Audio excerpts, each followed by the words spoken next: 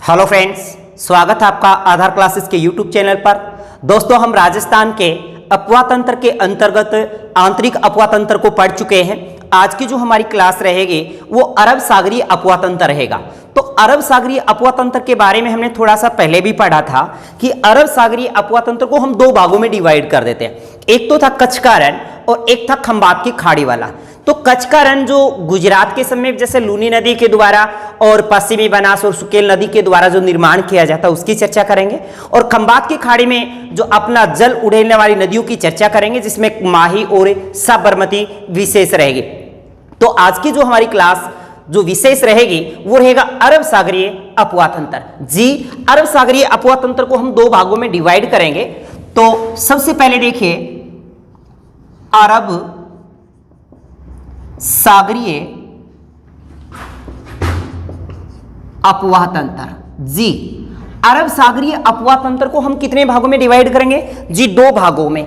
एक तो था हमारा, हमने पढ़ा अभी बताया था, कच्छ का रण, और दूसरा था खंबात की खाड़ी। ओके, और ये बात भी हम अच्छे से जानते हैं कि अरब सागरीय अपवाह तंत्र के अंतर्गत राजस्थान के कुल अपवाह तंत्र का 17.4% आता है,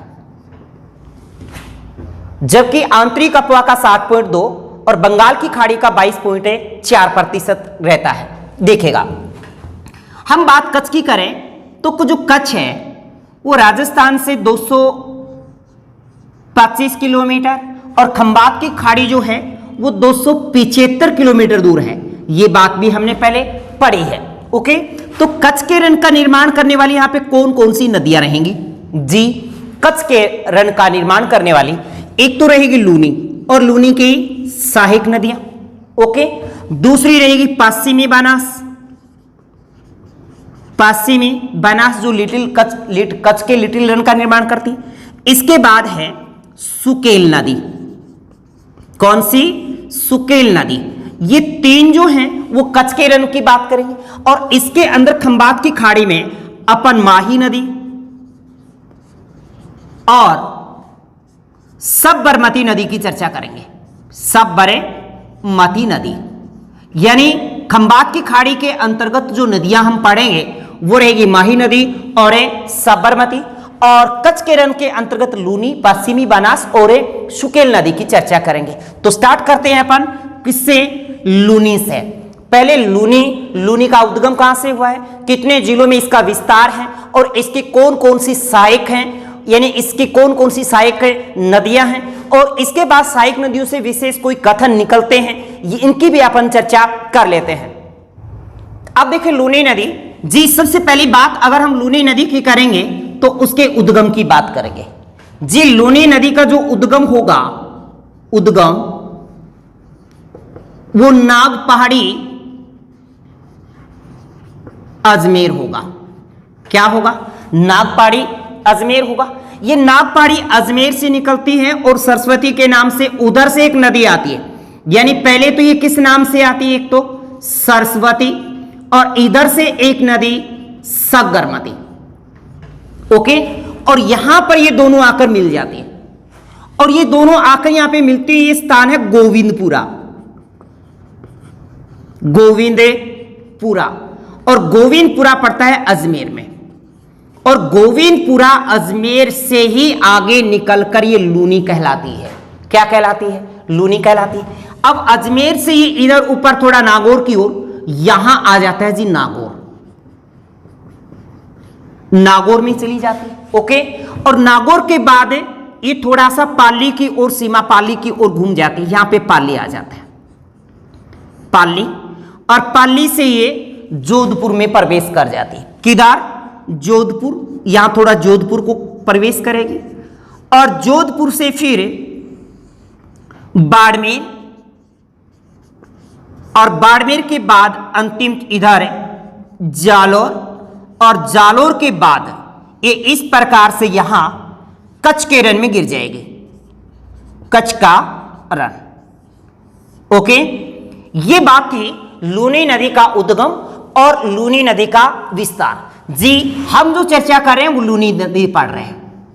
यानी लूनी नदी का उद्गम और लूनी नदी का विस्तार किन किन जिलों में है। तो सबसे पहले उद्गम की बात करें तो नागपहाड़ी अजमेर, नागपहाड़ी अजमेर के नजदीक सरस्वती और साबरमती के नाम से निकलती है, और गोविंदपुरा में आकर ये दोनों नदियां जहां मिलती हैं वहीं से ये लूनी नदी के नाम से कहलाती है। यानी लूनी ये गोविंदपुरा के जगह, यानी यहीं से किस नाम से, लूनी नाम से, लूनी नाम से नदी निकलती है। किस नाम से, लूनी नाम से। और कहां से जी, याद रखना गोविंदपुरा से। कहां से, गोविंदपुरा से। आपको यह बात याद रहेगी। अब इस नदी की अगर हम कुल लंबाई की बात करें, कुल लंबाई, जिसकी कुल लंबाई 495 किलोमीटर है। अगर इसकी लंबाई की बात करें तो इसकी लंबाई है जी 495 किलोमीटर।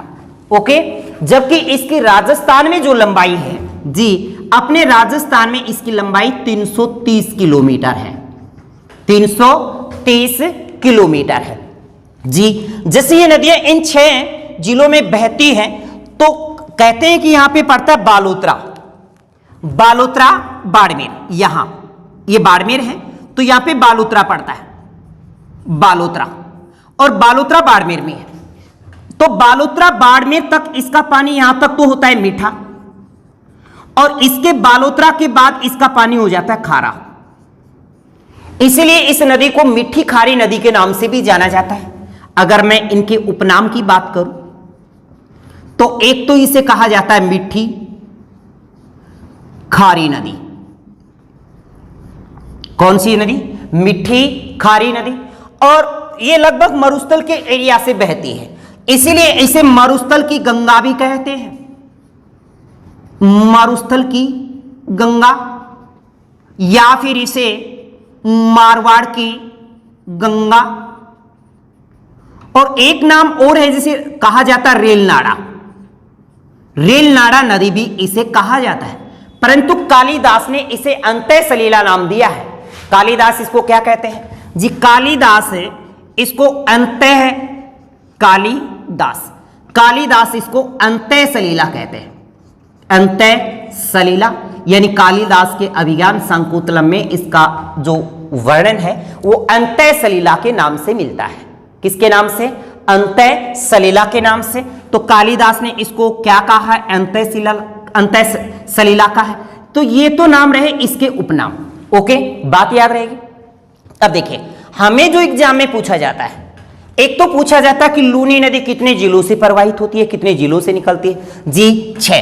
तो 6 जिलों से राजस्थान की 3 नदियां, 3 नदियों में देखिए, चंबल याद रखिए, च से मतलब चंबल हो जाएगा, बै से बनास हो जाएगा, और लू से लूनी हो जाएगा। यानी ये तीनों की तीनों नदियां 6 जिलों से निकलती हैं। चाहे वो बनास की बात करें, चाहे वो लूनी की बात करें, चाहे वो चंबल की बात करें। आप अच्छे से जानते हैं कि चंबल का जो विस्तार है वो चित्तौड़, और चित्तौड़ के बाद कोटा, फिर बूंदी, फिर सवाई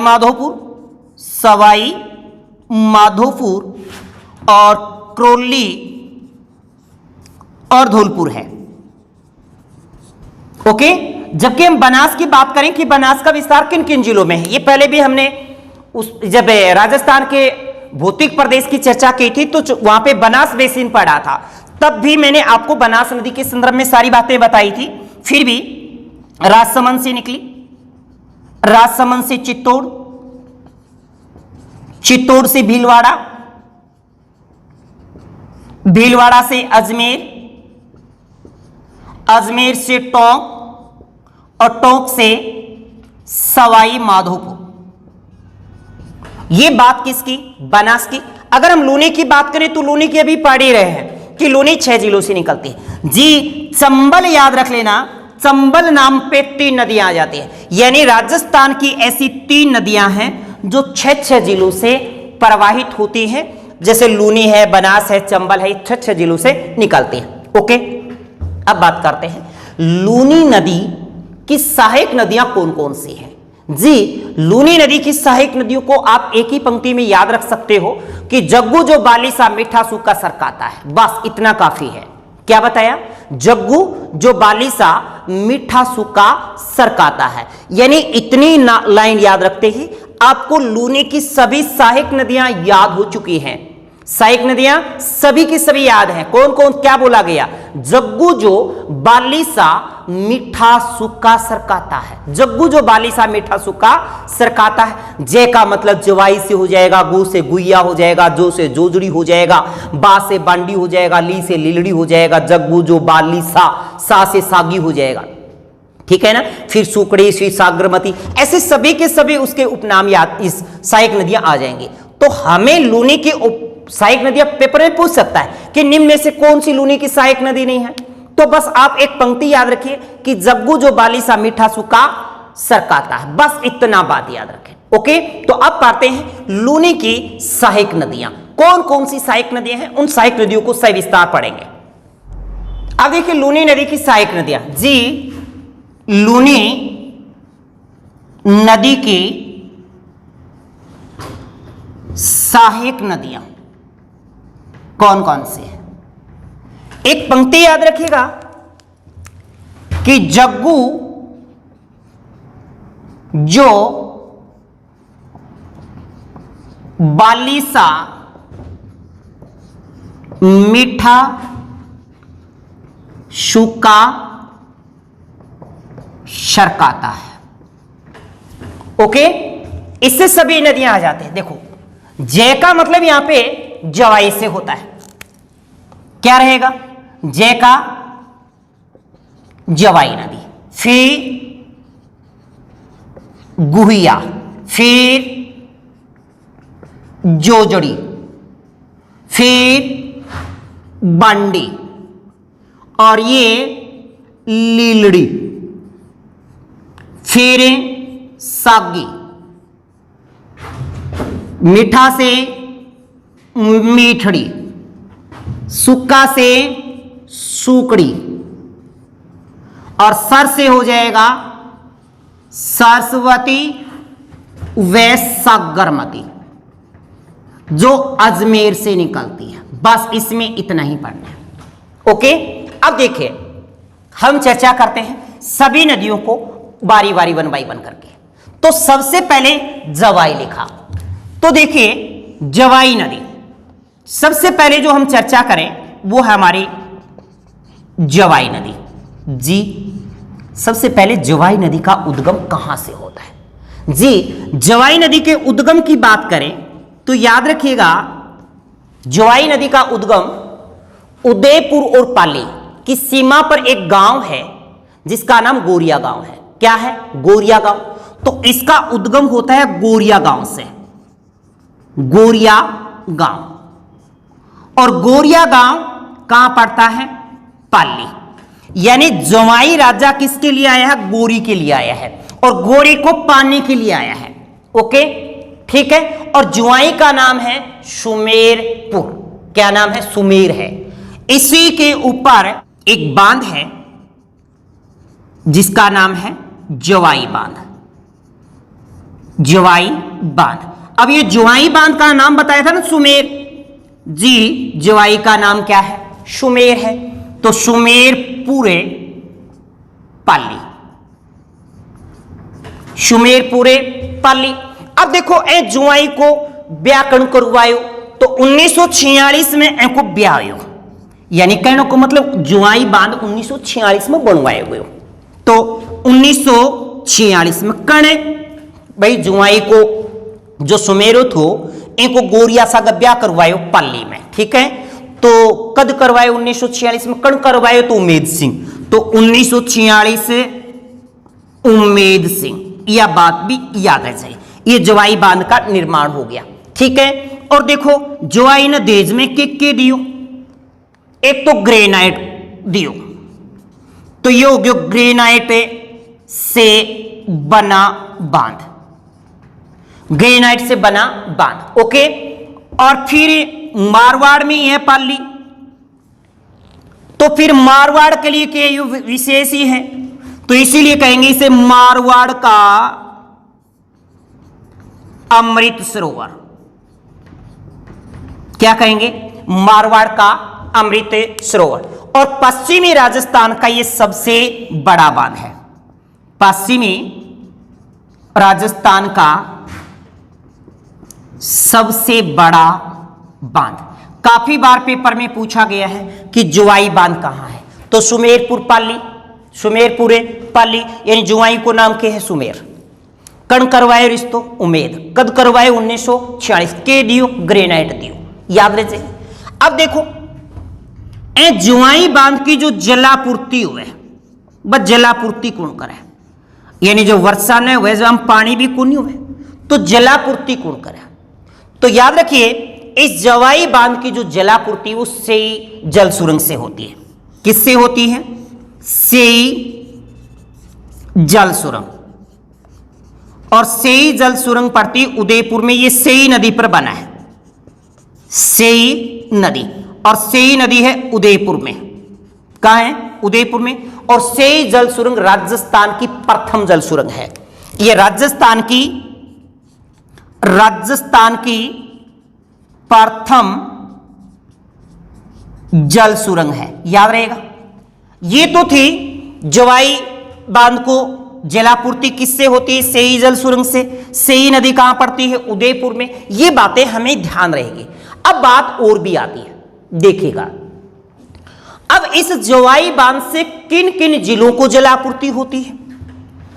देखो जलापूर्ति की बात करें, यानी इस जवाई बांध से किन किन जिलों को जलापूर्ति होती है, तो याद रखिए एक तो जोधपुर को,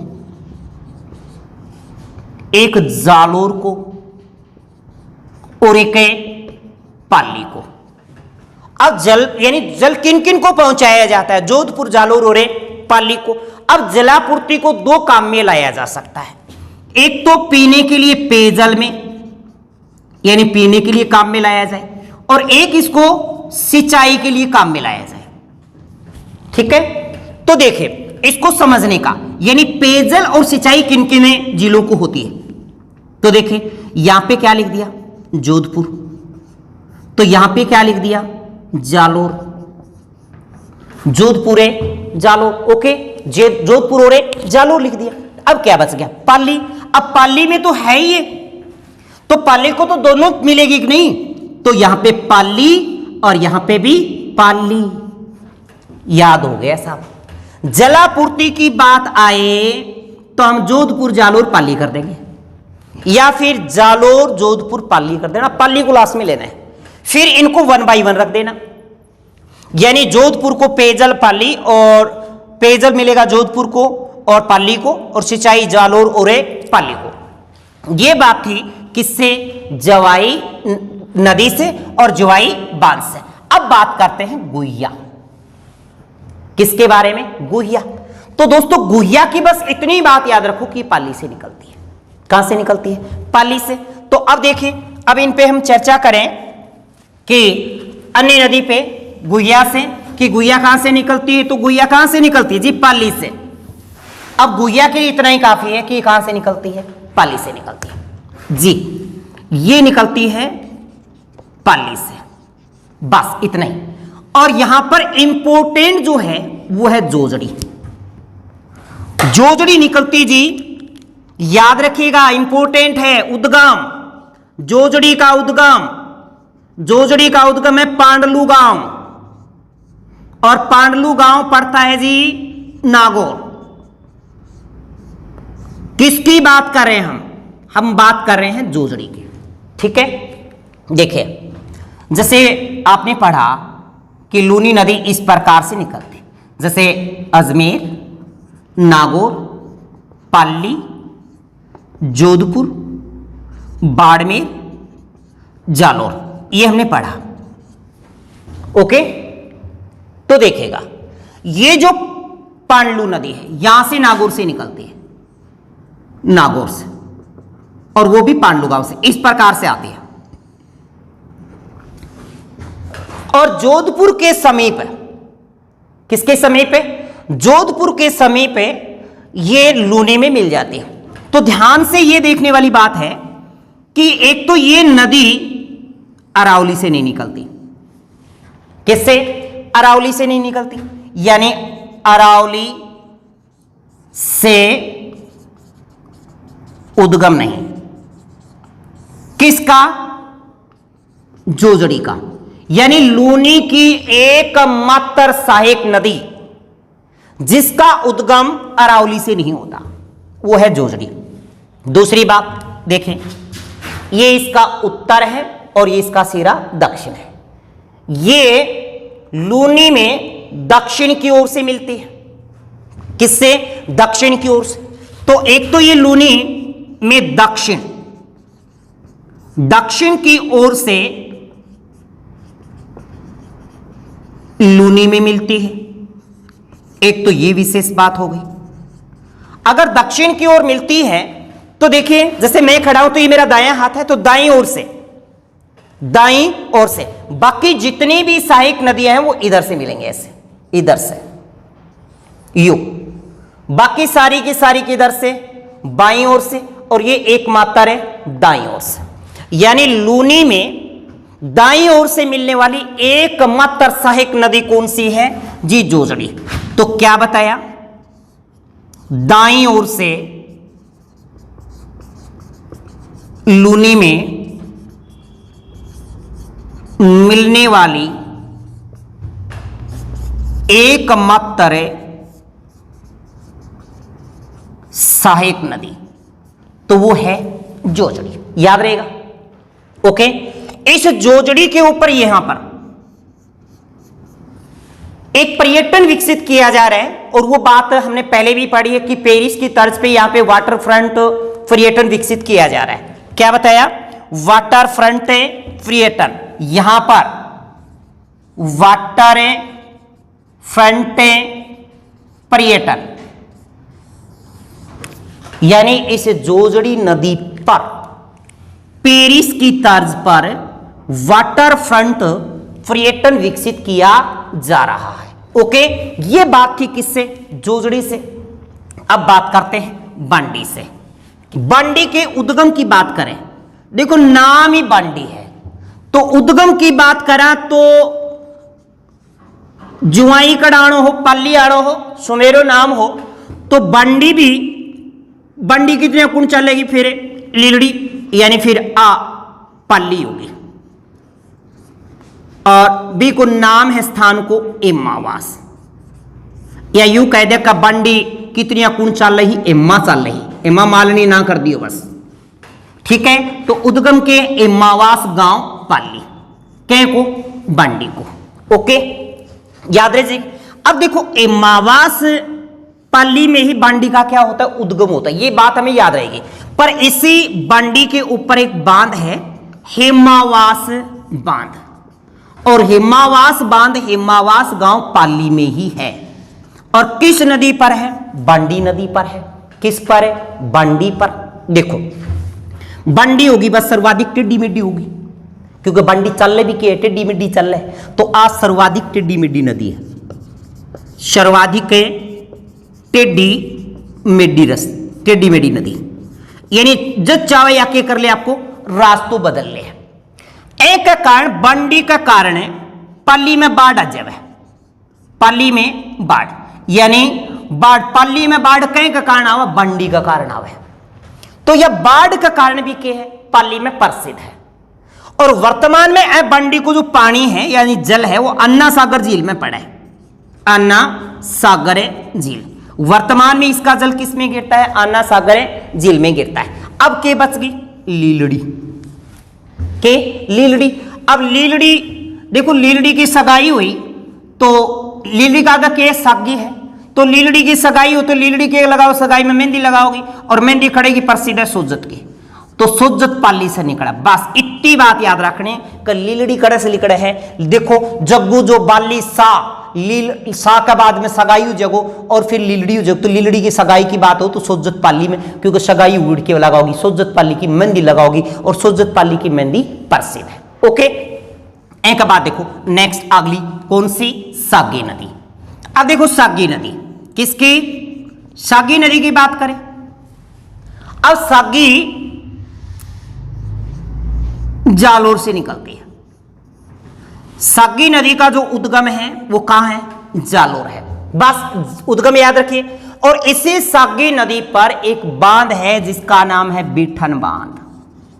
कौन सा बांध है? बीठन बांध। इसी सागी नदी पर बीठन बांध है और बीठन बांध जालोर में है।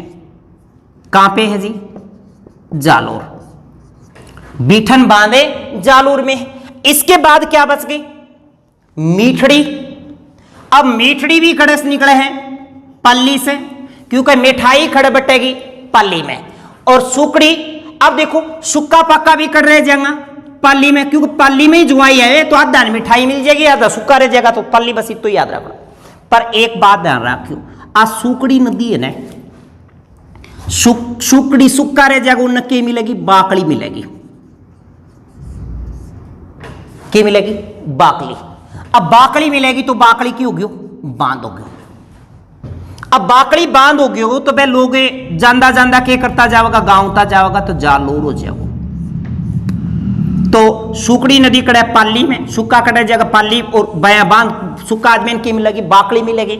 और बाकड़ी लेके बके है जांदा रहेगा जालोर। ओके, इतनी बात याद रह जाएगी। अब देखो ए कड़े से निकले हैं अजमेर से।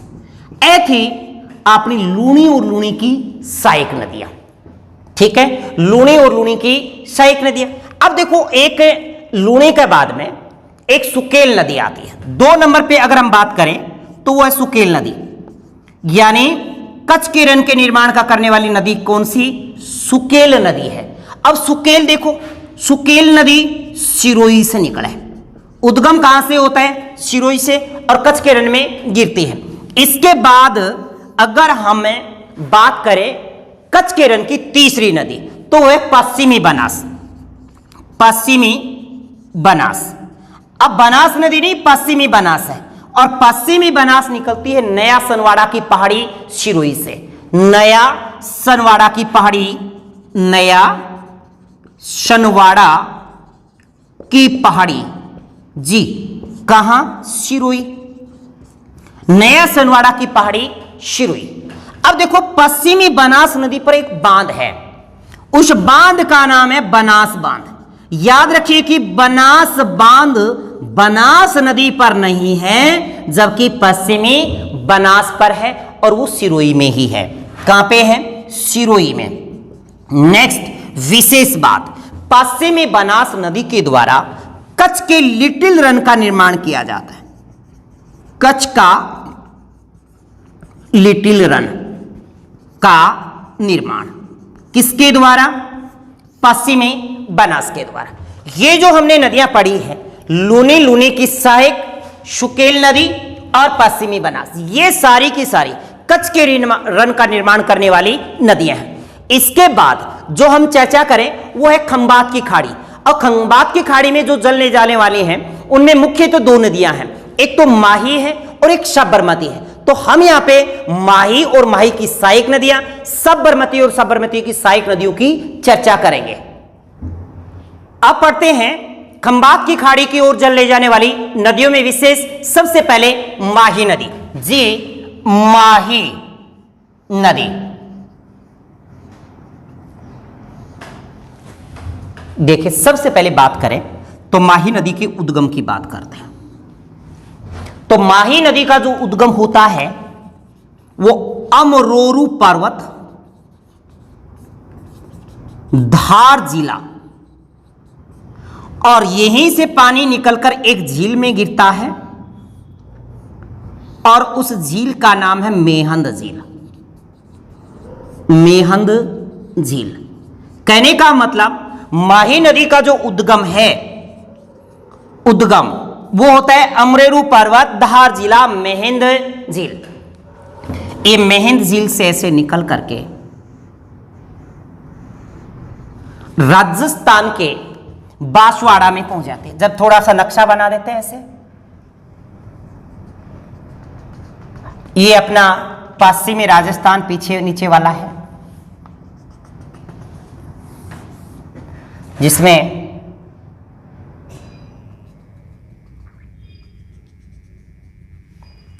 ये बांसवाड़ा, ये डूंगरपुर और ये आपका प्रतापगढ़ जिला, 3 जिले लिख दिए। तो यहां पर एक जिला है जिस बांसवाड़ा, और बांसवाड़ा का एक गांव है जिसका नाम है खादू गांव। खादू ग्राम बांसवाड़ा से राजस्थान में प्रवेश कर दिया।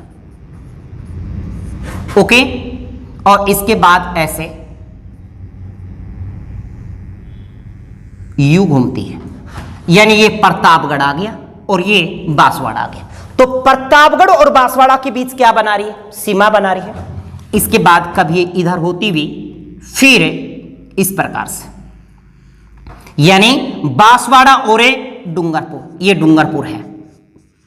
बांसवाड़ा और डूंगरपुर के बीच भी सीमा बनाते हुए ये गुजरात में चली जाती है, यानी मध्य प्रदेश से निकलती है, फिर राजस्थान और फिर यहां पे गुजरात, और गुजरात में खंबात की खाड़ी, खंबात की खाड़ी में गिर जाती है। ओके, गुजरात में इसी के ऊपर एक यहां पे बांध है जिसका नाम है कडाना बांध, और ये पड़ता है गुजरात में। जी, आपको ये बात है याद रहेगी। ये तो थी बेसिक बातें। देखो, दक्षिण से ही प्रवेश करती है, दक्षिण से ही निकलती है, और कर्क रेखा को 2 बार काटती है। कितनी बार काटती है? कर्क रेखा को 2 बार काटती है। ओके, देखिए यहां चलते ही एक और बांध है इसके ऊपर, जिसको कहते हैं कागदी पिकअप बांध।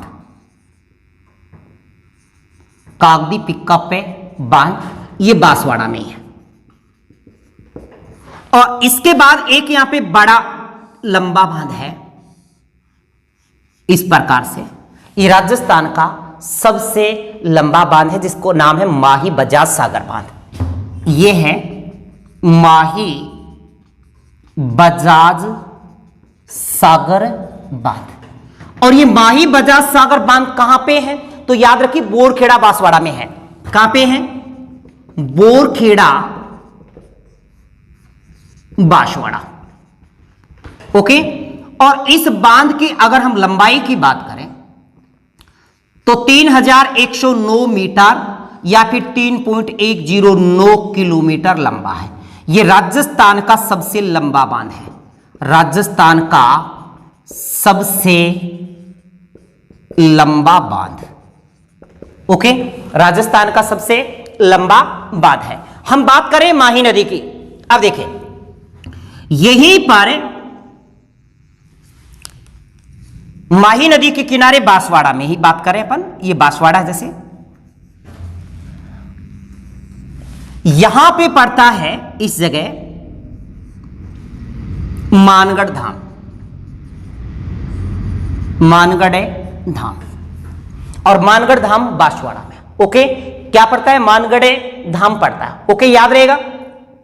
इसके बाद देखिए, जब ये थोड़ा सा इधर आगे चलेगी तो यहां पे प्रतापगढ़ की सीमा आ गई।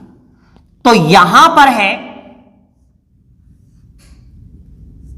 काका जी की दरगाह,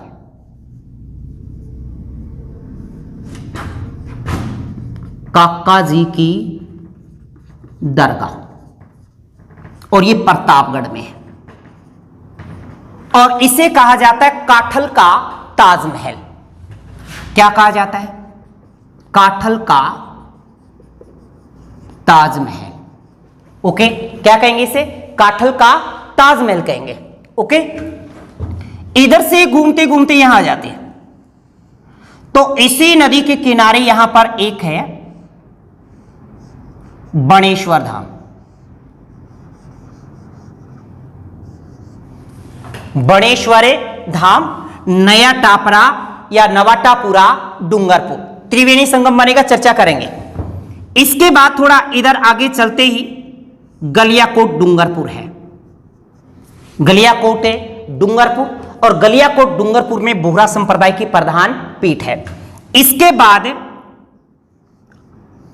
यहां पर सावला गांव पड़ता है। क्या पड़ता है? सावला गांव। और सावला गांव डूंगरपुर में यह पड़ता है जी सावला। क्या है? साबला। और साबला में निष्कलंक संप्रदाय की प्रधान पीठ है। और ये कहां पे? साबला डूंगरपुर में है और माही नदी के किनारे है। नेक्स्ट बात यहां पे हमने बात की थी गलियाकोट में, यहां पर डूंगरपुर में इसी माही नदी के किनारे यहां पर है बोहरा संप्रदाय की प्रधान पीठ। बोहरा संप्रदाय की प्रधान पीठ। और यह है बणेश्वर धाम। माही नदी की अगर हम लंबाई की बात करें तो 576 किलोमीटर इसकी टोटल लंबाई है और राजस्थान में इसकी लंबाई 171 किलोमीटर है। 171 किलोमीटर है, बात याद रहेगी। इसके बाद देखिए नेक्स्ट बात करें, इस नदी को इस क्षेत्र में कहा किया जाता है। देखिए दक्षिणी राजस्थान है, प्रतापगढ़ है, काठल की गंगा कहेंगे। क्या कहेंगे? काठल की गंगा, आदिवासियों की गंगा, यानी एक तो इसे कहेंगे काठल की गंगा, आदिवासियों की गंगा, या फिर कह दें दक्षिण की गंगा। किसको? माही नदी को। याद रहेगा।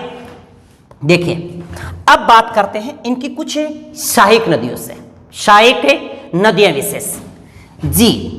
यहां पर एक पहाड़ी है जिसका नाम है भंवर माता की पहाड़ी। ओके। और इस भंवर माता की पहाड़ी से एक नदी निकलती है जिसका नाम जाखम है और यहीं पर इसके ऊपर एक बांध बना है जाखमिया गांव में जिसका नाम है जाखम बांध। जाखम बांध। और जाखम बांध है जाखमिया गांव, प्रतापगढ़। ये राजस्थान का सबसे ऊंचा बांध है और इसकी ऊंचाई 81 मीटर है। ओके। इसके बाद ये नदी जाखम नदी की बात कर रहे हैं अपन। जाखम नदी इस बांध से निकल करके ऐसे डूंगरपुर से होती हुई यहां माही में मिल जाती है। इसके बाद यहां पर एक पहाड़ी है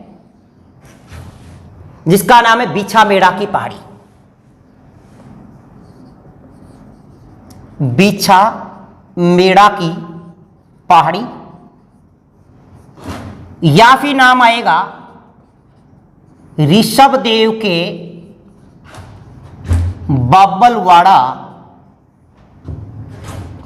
के जंगलों से। ये उदयपुर में, यहां से एक नदी निकलती है और वो डूंगरपुर में प्रवेश करती है और डूंगरपुर में इसके ऊपर एक बांध बना है। एक बांध है। हम बात करें सोम नदी की। किसकी? सोम नदी। यानी सोम नदी बिछामेड़ा की पहाड़ी, ऋषभदेव के बाबलवाड़ा के जंगलों से उदयपुर से निकलती है।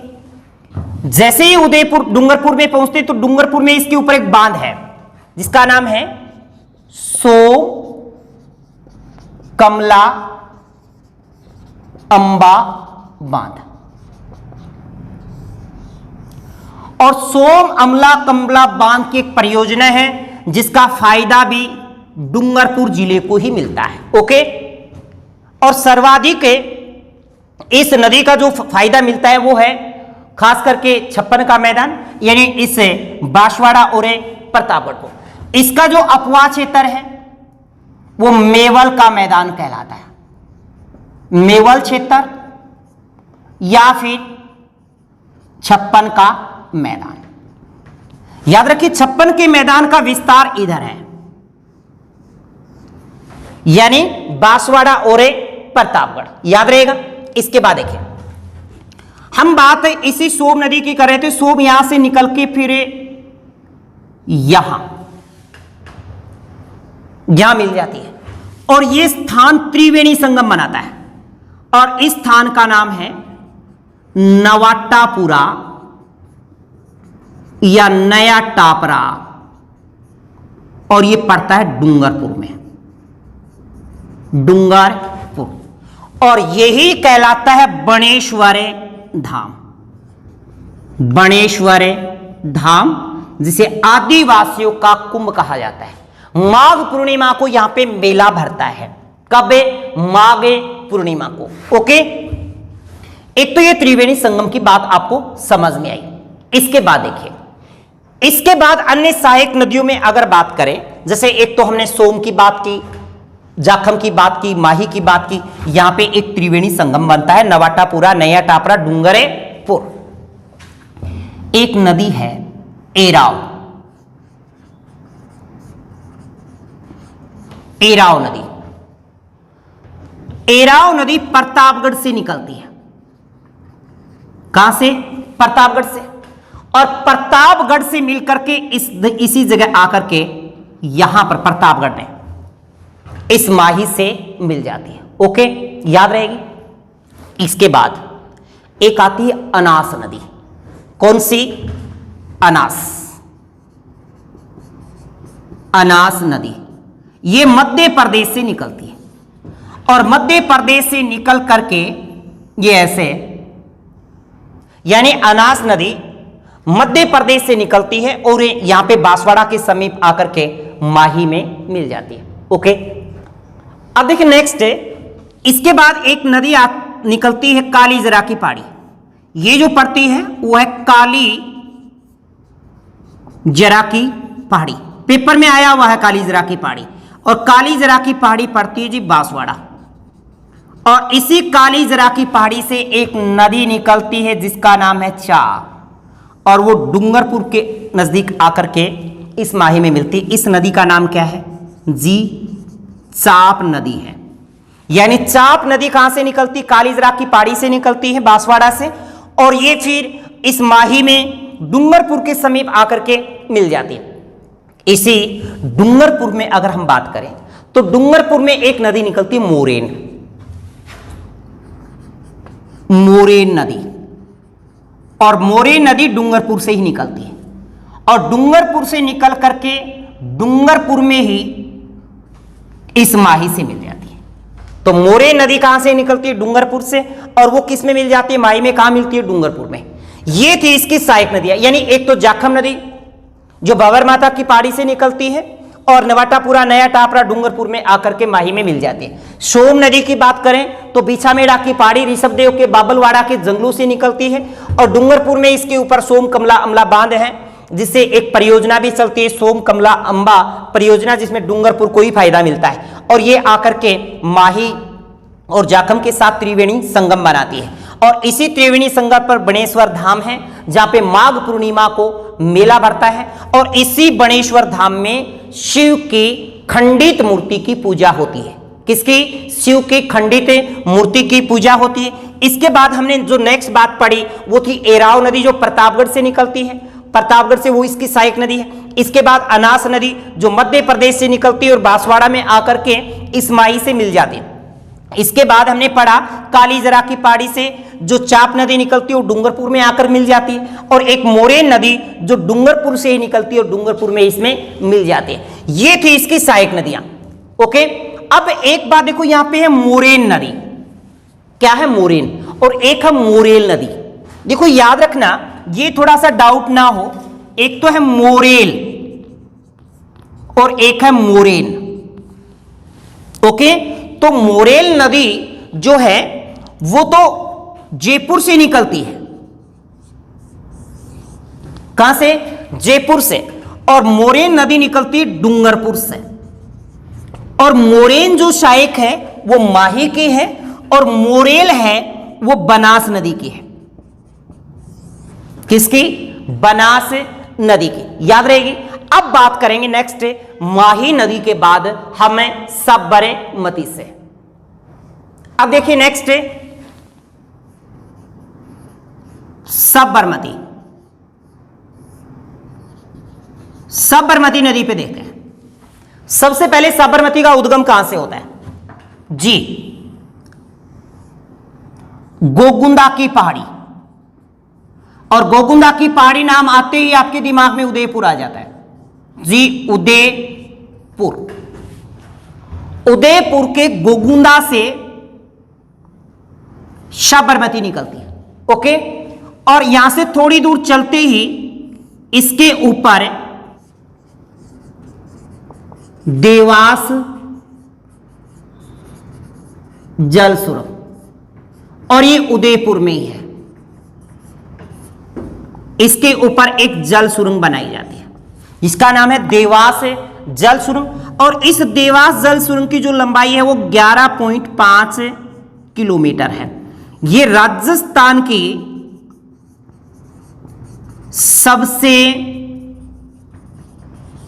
लंबी जल सुरंग है, सबसे लंबी जल सुरंग, याद रहेगी। अब देखिए, इस देवास जल सुरंग से ही उदयपुर की झीलों को जलापूर्ति होता है।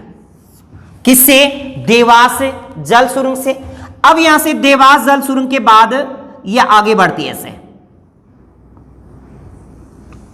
और खंबात की खाड़ी में गिर जाती है, खंबात की खाड़ी। ओके, अगर हम इसके टोटल की लंबाई की बात करें तो टोटल लंबाई 416 किलोमीटर है।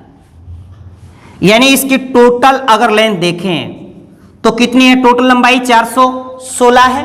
और राजस्थान में यहां से इसके बाद ये राजस्थान में इसका विस्तार नहीं है। कहां चली जाती है? गुजरात में चली जाती है, गुजरात।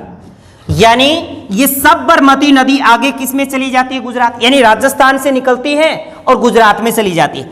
इसे गुजरात की लाइफलाइन भी कहते हैं, यानी गुजरात की प्रमुख नदी भी है। कौन सी? साबरमती नदी। ओके, नेक्स्ट बात देखिए, राजस्थान में इसकी लंबाई है 45 किलोमीटर। कितनी है? 45 किलोमीटर है। इतनी बात तो आपको इस साबरमती नदी के बारे में याद रखना कि साबरमती कहां से निकलती है। तो आप कहोगे गोगुंदा की पहाड़ी उदयपुर से निकलती है और इसके ऊपर एक देवास जल सुरंग है जिसकी लंबाई 11.5 किलोमीटर है, राजस्थान की सबसे लंबी जल सुरंग है। और इसी जल सुरंग से उदयपुर की झीलों को जलापूर्ति होती है, याद रहेगी। और इसकी टोटल लंबाई 416 किलोमीटर है और जिसमें राजस्थान में मात्र 45 किलोमीटर आता है। कितना? 45। अब देखिए, इसकी सहायक नदियों की बात करें तो एक नदी आती है जिसका नाम है वाक्कल, वाक्कल नदी। ओके, वाक्कल नदी गोर पहाड़ी से निकलती है, गोर पहाड़ी। और गोर पहाड़ी उदयपुर में ही है और गोर पहाड़ी से निकलकर ये उदयपुर में ही आकर इस साबरमती में मिल जाती है। ओके, याद रहेगी। सेई नदी, अब सेई नदी उदयपुर में है और सेई नदी पर एक जल सुरंग है, यह बात हमने पढ़ा है। और सेई जल सुरंग राजस्थान की प्रथम जल सुरंग है जिसके माध्यम से जोवाई बांध को जलापूर्ति होती है। इस सेई नदी का जल भी इसे साबरमती में आकर गिरता है। इतनी बात हमें साबरमती नदी के संदर्भ में याद रखनी है। तो देखिए, हमने जो पढ़ा माही, और माही के अंतर्गत उसकी जो सहायक नदियां पड़ी वो थी सोम, जाखम, एराव, मुरेन, चाप। पढ़ा कि नहीं पढ़ा? हमने क्या क्या पढ़ा है? सोम पढ़ा, जाखम पढ़ा, एराव पढ़ा, मोरेन पढ़ा, चाप पढ़ा। ओके, याद रहेगा। इसके बाद अगर हम बात साबरमती की बात करें तो साबरमती के साथ एक तो वाक्कल और एक सेई नदी। ओके, इसी के साथ अपना जो खंबात की खाड़ी की ओर जल ले जाने वाली नदियां हैं, बस इसके संदर्भ में इतना ही पूछेगा। यानी खास इसमें अगर इंपॉर्टेंट तथ्य बनेगा तो माही नदी से ही आपसे क्वेश्चन ज्यादातर पूछ सकता है। ओके, तो इसी के साथ दोस्तों all the best, thank you.